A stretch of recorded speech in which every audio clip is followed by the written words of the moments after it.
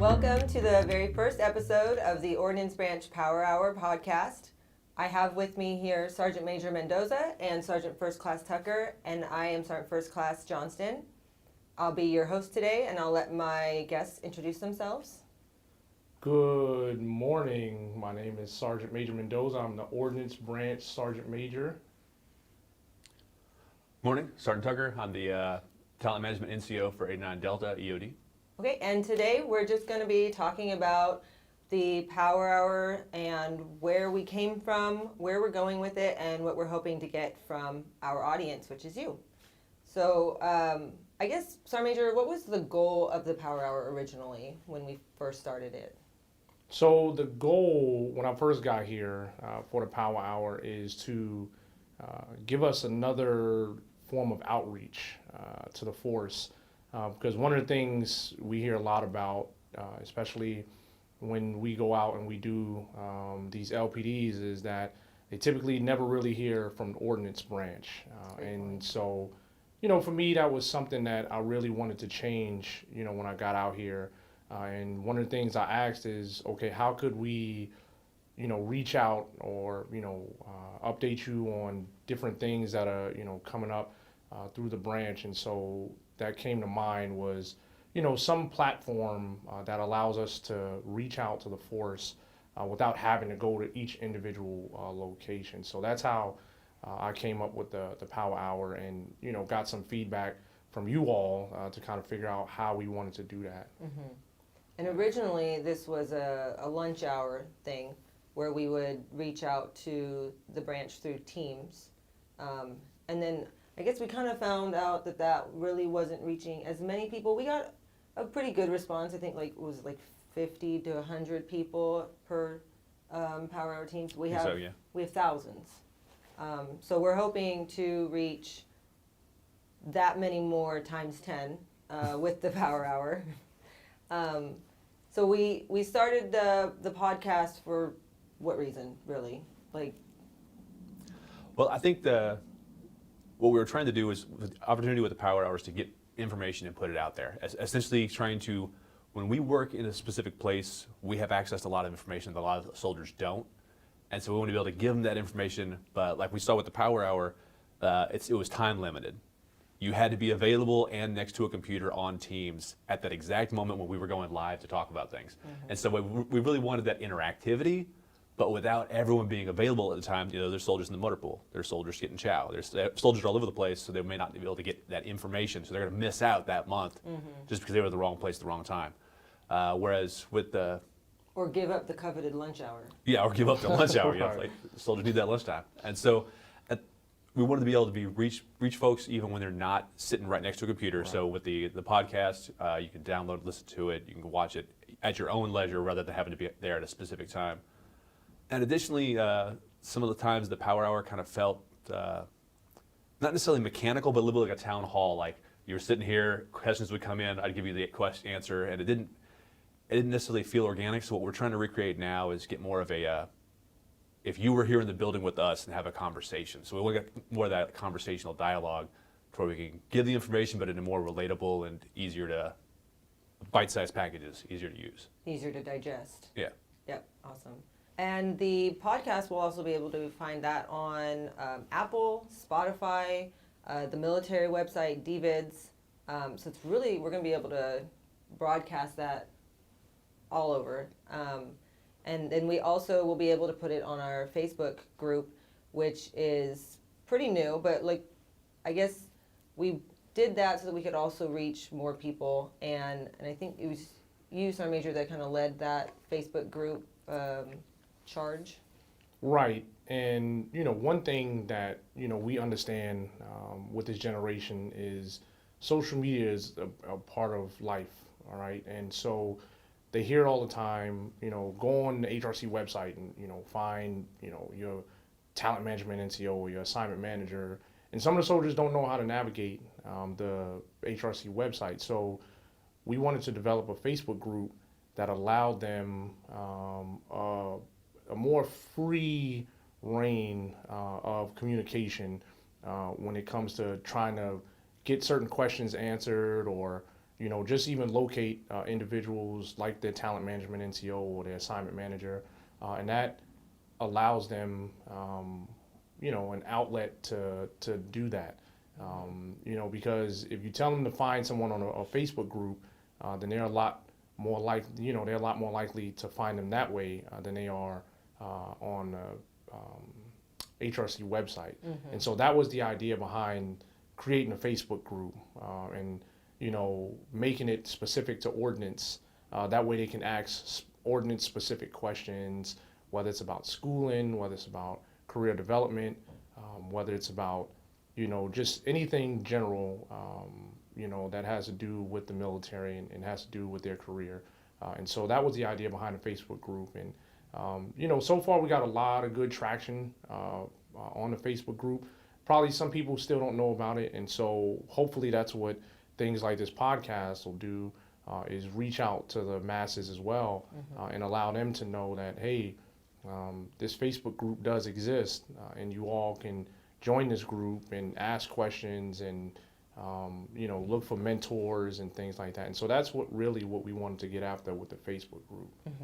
Yeah, and we think we all saw firsthand how little people knew about us, because our Facebook group questions to get in were who's your assignment manager, and I think a lot of people left that blank. A lot of interesting answers there. Yeah. Very few correct. So that just highlights our need to get out there and get the information. A lot of previous names, a lot of people who have gone and left, names that we've never even heard of. We had to look up. So yeah, hopefully this will help introduce people to us better, and also get those answers correct when getting into the Facebook group page. And then I mentioned that we're going to be putting this on YouTube. We haven't decided yet if we're going to publish this first video on YouTube. We are recording it with audio and Love my video. hair's right for YouTube. But yeah, Not ready for that level. hopefully you wore the right uniform for the YouTube debut, if we decide to go that way with this one. But another reason we're putting it on YouTube is so people can interact with us, like it, This is when you point at all the things on the screen for them to click on. Yeah, I'm not used like to all and subscribe. those. Like, subscribe, and comment. That's what it is. Yeah, right. So at least like and comment, and then of course the podcast will be put on the HRC YouTube. I didn't even know HRC had a YouTube page, but they do. So. See, I think that kind of goes back to the accessibility we were talking about earlier. That the idea that you could listen to the podcast anywhere. The same thing is like if you're going to the HRC website to pull up my email from the Ordnance branch page, that's kind of a formal process. Soldiers might not be sure if they want to email. Also, do soldiers have access to that kind of computer, or do they have CAC reader access during the day when they're out in the motor pool, out of chow, wherever they happen to be working? Whereas every one of them's got a phone in their pocket. Everybody can get on that Facebook group and throw their question about hey, I don't understand this about the market, or I've heard this about the marketplace. Is that true? You can go in there and kind of ask those informal questions you might not want to email a sergeant major about some question where you'd feel silly asking, but on Facebook you can ask a question. Yeah. And, obviously it's still a Facebook, it's still a professional group, so we keep the behavior professional, keep it respectful how it's supposed to be, but it is a more relaxed environment to ask those kind of questions, because I don't have to address a sergeant major or a senior NCO. I can just kind of ask the question to the group. The group, yeah. Right. Just putting it out there for anybody, knowing more than likely you're going to have the sergeant major or the sergeant first class or the master sergeant answer your question, but you don't have that. Most people don't have that title in front of their name on Facebook. I know a few people do, but most people, I know I don't have that title in front of your name. It makes it a little more personable. So yeah, we're hoping that we'll be able to get that out there to people. What are some topics that you're hoping soldiers will bring up, Sergeant Major? So one of the topics that we hear the most about, especially, from senior NCOs, senior staff sergeants all the way through master sergeants, and even in some cases sergeants majors, is, career development. Because there's so much unknown about the marketplace and what goes into the marketplace. A lot of times what we hear from these, LPDs are, hey, Sergeant Major, what do I need to do in order to set myself above my peers, or what do I need to do? What assignment do I need to take in order to, make myself competitive for the next rank? And so what we're hoping to get is more questions in that regard, so we can try to help NCOs that really are just kind of grinding, just out there, just doing their job, Looking. right, just doing what they're supposed to do, and nobody's really guiding them as to what to do once all that stops. Like once you stop the grind, once you're out of the motor pool, like what kind of assignments, what kind of jobs, or what kind of What's next? certifications, right, that you should be looking for. And so that's really what we want to help them with. While doing that, we also want them to understand that um, it really doesn't have anything to do with your assignment, like how we assign you. Do we try to match people up to the best assignment that we can get them to? We do, but we don't go into like a massive deep dive when it comes to, what does this person offer. Each Now, individual. right. Now, when it comes to certain skill sets like airborne, ranger, things like that, that you have to have in order to get to a certain organization, then that's different. But if you're talking about, certifications and things of that nature, it has more to do with promotion than it has to do with your assignment. And so that's something that, we tend to get a lot of out there in the force is, what can I do to get promoted? What can I do to get to the next level? But again, what we want to try to help them understand or separate is your assignment doesn't necessarily have to do with your promotion. They're not really one and the same as to how we assign you to different locations. Now, what you do in that assignment does have to do with getting promoted. Right. And so that's where they coincide with one another. Is you perform well at this assignment in the duty station that you're at, yeah, if you keep that going, then eventually you'll get promoted. Right. But on the front end, it has nothing to do much with how we assign you, Right. unless you offer a specific skill set to get to that organization. Yeah, so like if they have an option for the 18th Airborne Corps or the 82nd Airborne Corps, or excuse me, Airborne Division, that won't necessarily make a difference if they go to one or the other. It matters what they're doing in those locations as an airborne leader. Right. When it comes to promotion, right. When it comes to promotion, and that's, some of the questions that we've received, especially, on the Facebook group, and definitely when we go to the LPDs, with the new OML process and NCOs trying to figure out, okay, how do I go from one OML number one year and I drop, OML numbers the next year. And so for some of them, that causes a little anxiety because they feel like they don't know what they don't know. Right. And so some of them feel like I'm doing everything you told me to do. I'm checking all the boxes. Why am I not getting promoted? And, what we want them to understand is sometimes you can check all the boxes and you feel like you're not getting promoted. And that's not necessarily true, because one thing I tell them is, well, you don't know what boxes someone ahead of you is checking or has checked. And so we're adding to the pool as well. Right. And so you don't necessarily want to approach it in that regard, when it comes to promotion is, okay, what am I doing that someone else, isn't, or what am I not doing that someone else is doing? And I always tell them, just do what you're supposed to do. Just be successful in what you're supposed to be successful in. Don't worry about what everyone else is doing, because you have no control of that. You have no control of that. Same thing with the assignments. Don't worry about what assignment someone else is getting, because you don't have any control of that. Like, just worry about the assignment that you're given, and trust that we here at HRC is doing our best job to get you to the right place at the right time. So hopefully, that's what this drives is, that conversation, whether it's about promotion or about assignments. That kind of reminds me of a phrase I heard the other day is bloom where you're planted.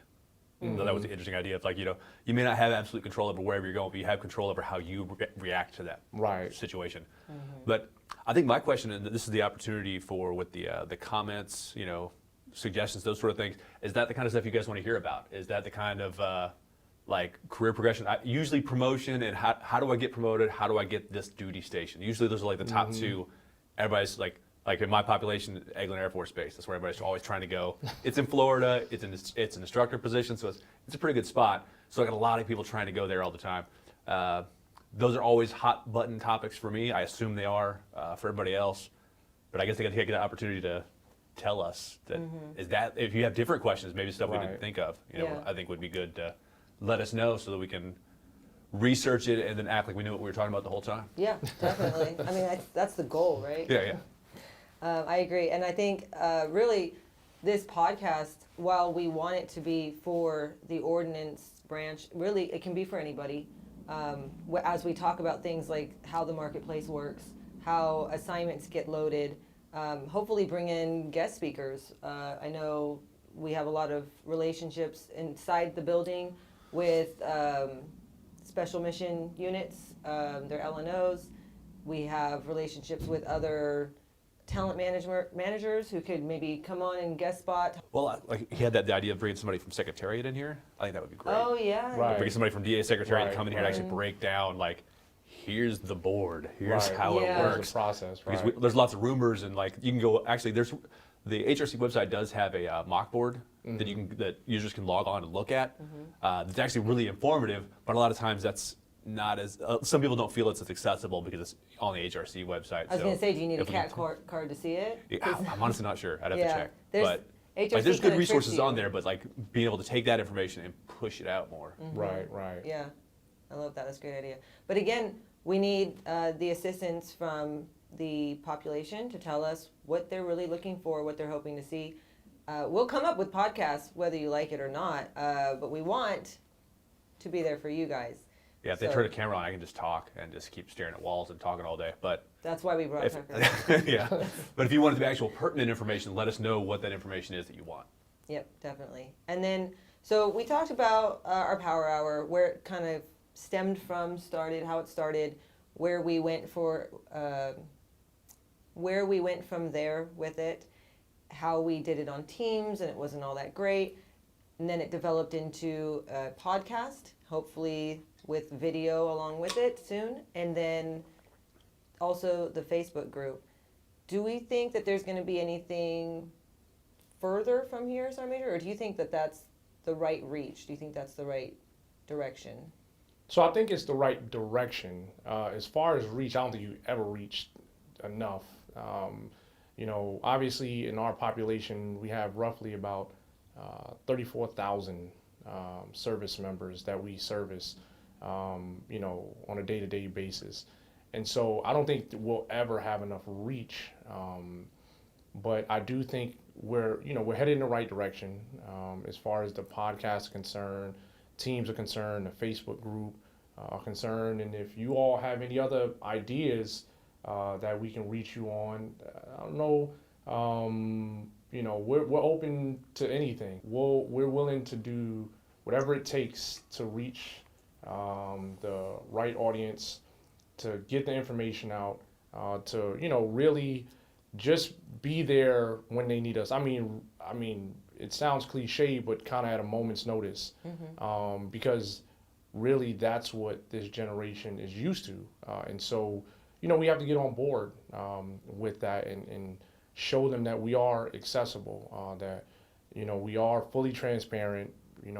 Anything that they, any questions that they have, we're willing to answer, and if we don't have the answer, we'll find it for them.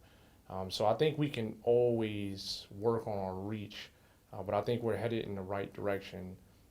And with this podcast, obviously it'll just, increase that reach that we've had and that, we're getting used to, because we're coming out of a pandemic. And so we went from no reach at all to now we're trying to get to absolute max reach. And that takes time. And we've only been doing this for a couple of months because we're slowly coming out of the pandemic. We're slowly getting used to day-to-day activities, post-pandemic. We're not completely out of it, but we're getting used to day-to-day activities post-pandemic. And so this also helps in that regard because now you don't have to find yourself in a room full of hundreds of people in order to get information. We can do podcasts like this, post them, and then it could be just as relevant to the listener as going to an LPD. And so that's why these are important, in order to publish and get the information out without having to bring everybody together. Because we learned a lot through the pandemic. We learned that outreach doesn't necessarily mean bring everybody in one room in the masses. We can, get on a computer, we can get on in front of a camera, answer questions, take questions from people literally, 13,000, 14,000 miles away in Korea, Japan, Germany, without them physically having to be in our presence. So I think that was one benefit that we saw come from the pandemic is being able to communicate in dispersed operations. And I think we're a T in that now. Whether you wanted it or not, you right, figured it across out. the military, we're a T in communication, dispersed in dispersed locations. So that's where I see it going, and I think we're heading the right direction. You mentioned LPDs a couple times, our major. I know that our reach is for the entire population, both E1 and E9. Can you elaborate a little bit on the LPDs for people who might be interested in those? Yeah, so we do LPDs. We come to the different installations and we conduct LPDs for whoever would like for us to conduct them. And what our general topic for the LPDs typically is the marketplace, the enlisted marketplace, talking about the enlisted manning cycle, talking about your YMAV, and how we go about assigning you to different locations. And so when we go to these LPDs, we also open it up for question and answers as well. And that could be anything. That could be anything from promotion potential, to assignments and assignment potential. And I mean, we've had questions, quite literally about everything. Like, hey, Sergeant Major or Master Sergeant, how did you get to where you're at? Like, what did you do to get to where you're at? And so that's what those LPDs typically consist of. And, they've been super beneficial to the installations. And every so often, we find ourselves, going to the different installations and conducting these LPDs. We were just at Fort Bragg a couple of weeks ago for 3rd ESC. They had a sustainment week, and we were just there at Fort Bragg conducting that LPD. We have a couple of LPDs here coming up. One of note that we're working on is Fort Hood for 13th ESC is going to conduct a similar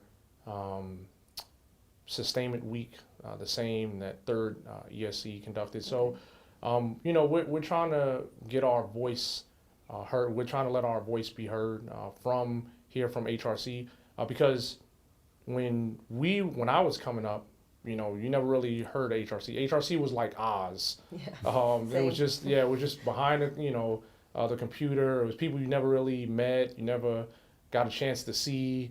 Unless they came back, once they came back to the formation, it was like, oh, You're worked, real? right, yeah, I knew you because I talked to you, through email or over the phone, but now, these service members they can put a face with a name, and they're able to see who's behind, assigning them to whatever location they go to. So no longer the untouchables. Right. It's no longer just a person behind a computer, or what they assumed was just a person behind a computer. Because, remember, I mean, we have families just like they do.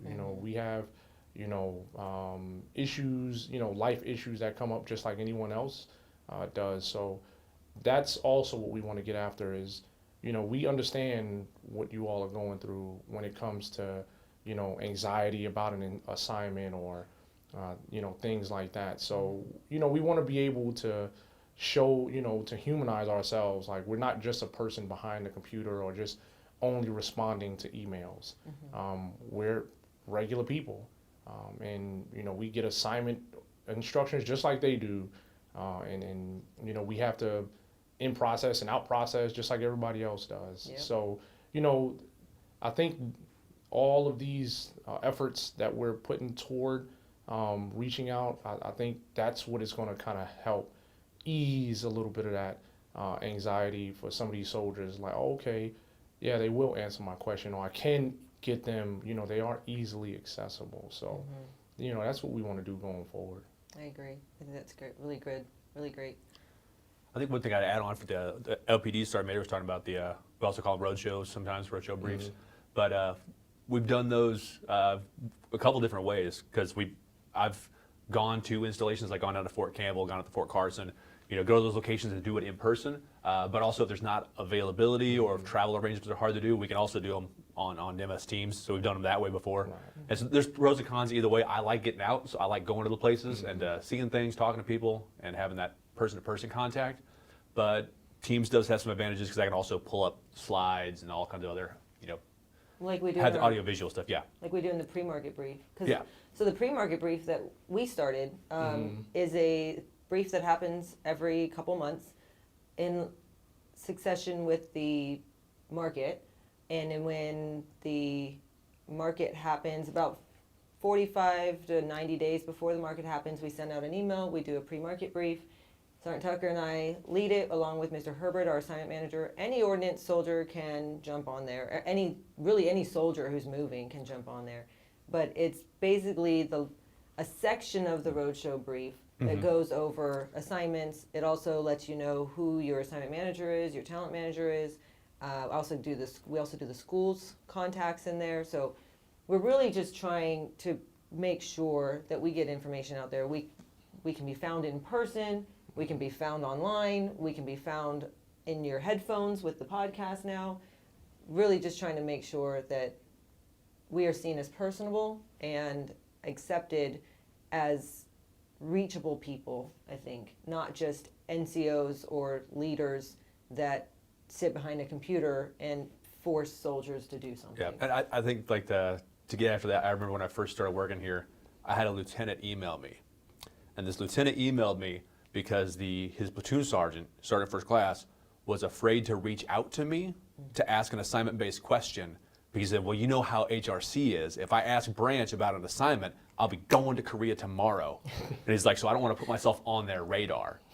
That's why I politely responded to the lieutenant, like, sir, I already know started first class so-and-so. There's only so many of you guys in the unit. Only one of you's going to the market. It's him. Yeah. They're like, you're already on my radar. There's not a radar that you're dipping under to just hide out at that location for 18 years. Like, it's not going to happen. Yeah.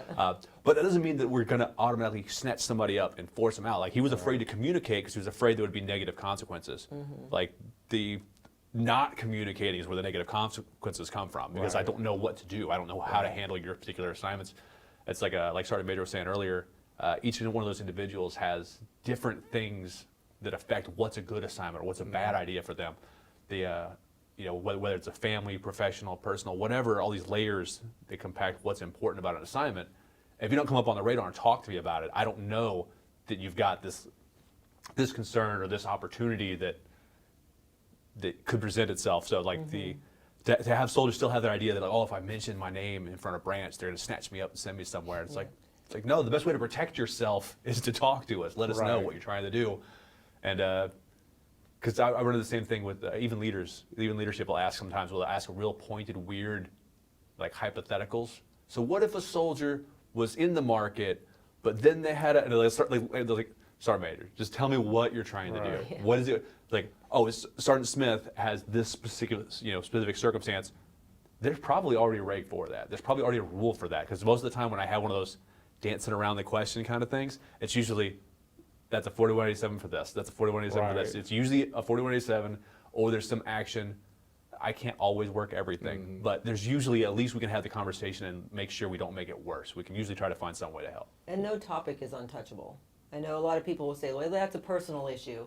So the Army doesn't care about my family life. If they wanted me to have one, they would have issued me one, that kind of mindset. And really, let us know. We care, we're people, and we want to help, we can't necessarily make anything work, but if the more we know, the more we're able to understand and be empathetic, I think. Yeah, and so that brings up a good point. So one of the takeaways that I always try to leave when I do these road shows is communication, communication, communication. Please communicate with us. Like, we are not the enemy. I tell leaders that all the time. We are not the enemy, I promise. But when you communicate, especially for those in the market, the best way to do it is before the market opens, before your market opens. Do not wait until you're in the market. Definitely don't wait until you get your assignment, because then it becomes, whether people want to believe it or not, it becomes an optics thing, because you went in, you preferenced, you didn't get what you wanted, and now it's like, okay, how do I get out of this assignment?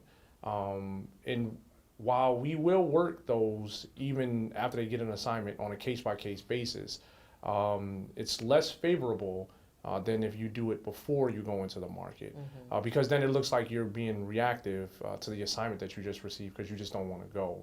And so that's why it's important that, as Sergeant Tucker said, to communicate with us early and often.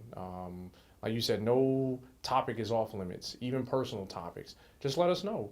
Because again, like I said earlier, we're people just like everyone else out there in the force. We have families, we have family issues, we have different family dynamics where, we have, prior circumstances, whether it's marriages or kids and things like that. So we understand, we're empathetic to some of those situations, but understand that they're handled at a case-by-case basis. Each individual soldier is handled differently than one another, because everyone has their own set of circumstances. Now, while I said differently, we try to handle each situation fairly to the best of our ability. And that's how we come up with whatever answer or response that we have for the service members. So, we want them to know that even if the answer is no, it's not no simply because we just wanted to say no. Like, it's no based on this, or it's yes based on this. But the more information we have, the better off we are at responding clearly, having a clear and concise and a thought out answer versus just very little information. Is like, what can I do to get out of this assignment? Because we do get those, like, what can I do to get out of Korea? It's like, well, it's not that simple. You can't just get out of Korea. You can't just get out of Fort Lewis. Why should we consider deleting you from Fort Lewis or deleting you from Korea? And we handle it that way on a case-by-case basis. Each case, yep. Right, each case is an individual. And we do our, due diligence as far as, research and understanding a person's situation. We do look back into their records, really just to verify, because, we don't want to just make a blind, just give a blind response. Again, just based off of what we think or whatever our biases are, because, we don't have biases. Everyone hears me say it in the office all the time. We deal with the facts. So give me the facts. That's how we'll make a decision based on the facts. And so we just want to ensure that everybody has an opportunity to communicate.